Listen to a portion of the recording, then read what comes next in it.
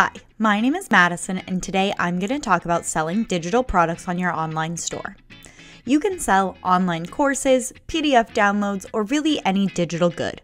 For this example, I will be adding in a skincare guide to my store.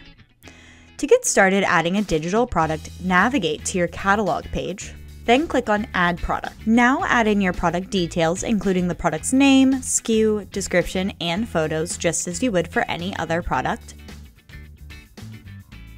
Make sure to uncheck Require Shipping and Pickup, because customers do not need to have a digital product shipped to them. Now click on the Files tab and click on Upload Files.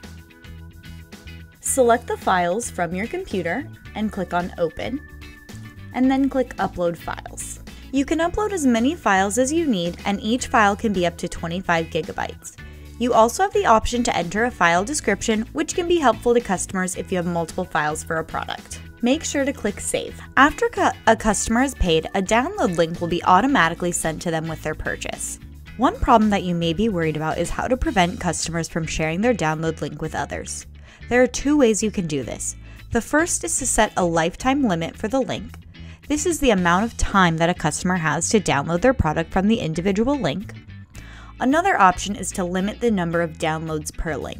To do either of these, navigate to Settings, and then click on Cart and Checkout. Then scroll down to the e-goods section. Here you can see both the time limit and the download attempts.